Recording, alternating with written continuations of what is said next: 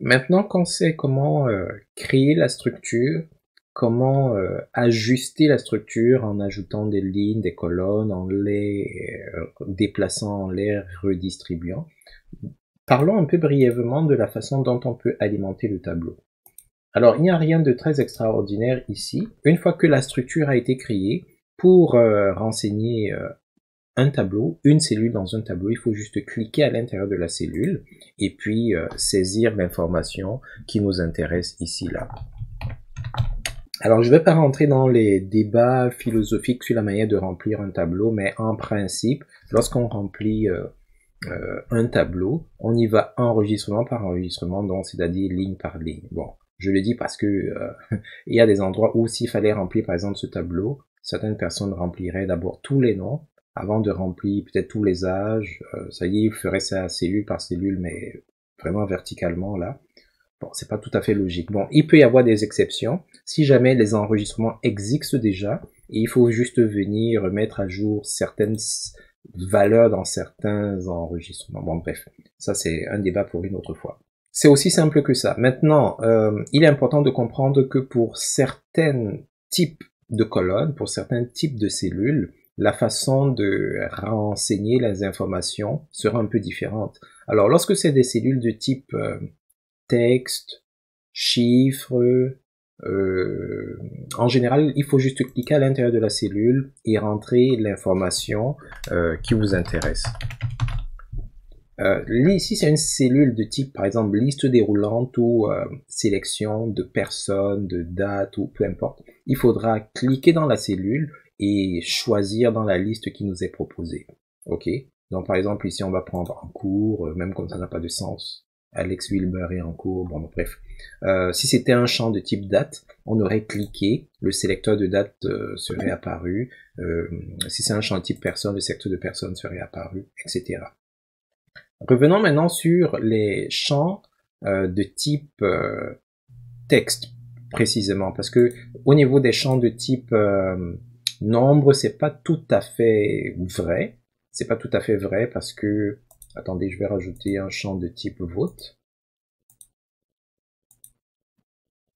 Alors, au niveau des champs de type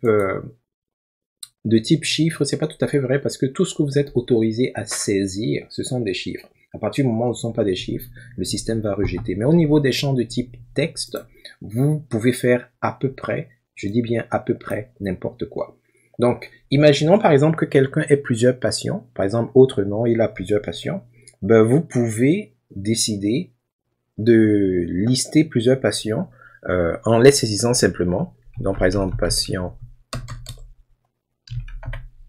1. Et si vous voulez appuyer sur Entrée, vous gardez le doigt sur Alt, la touche Alt, et puis vous tapez Passion 2. Sur Mac, je suis pas sûr de savoir qui est Alt, j'imagine c'est Option.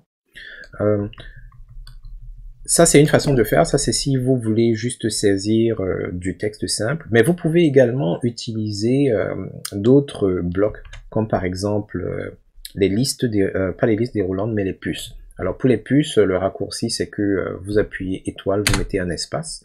Le système comprend que c'est une puce que vous voulez mettre. Donc là, vous saisissez Passion 1.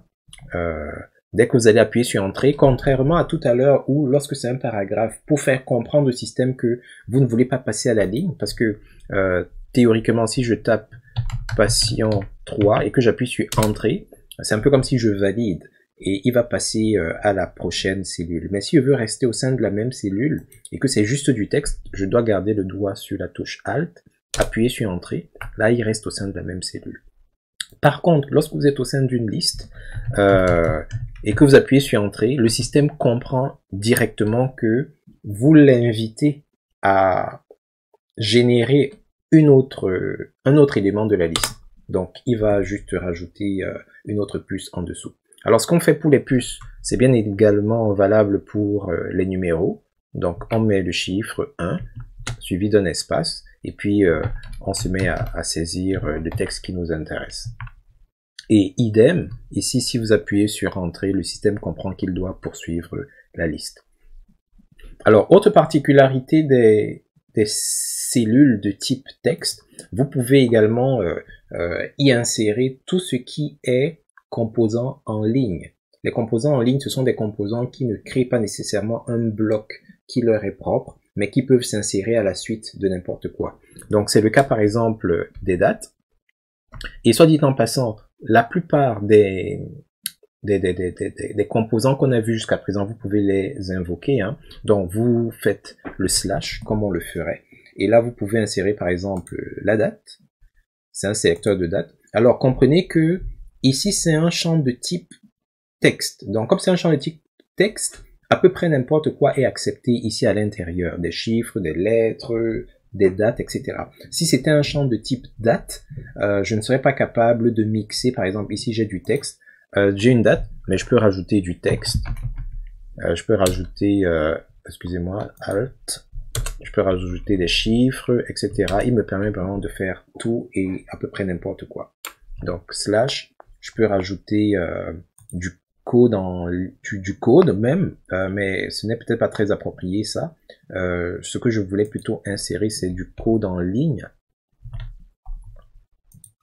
Le code en ligne se prête un peu mieux, tout simplement parce que il est en ligne justement. Et vous pouvez vraiment, voyez chaque cellule comme un canevas à part entière, hein, où vous pouvez faire apparaître à peu près n'importe quoi.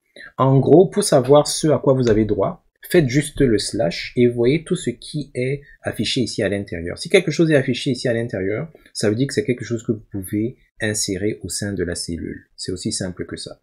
Donc les dates, les codes, les emojis, les personnes, les étiquettes, les images, tout ça, ça peut faire partie du contenu d'une cellule si tant et aussi longtemps que la cellule est de type texte.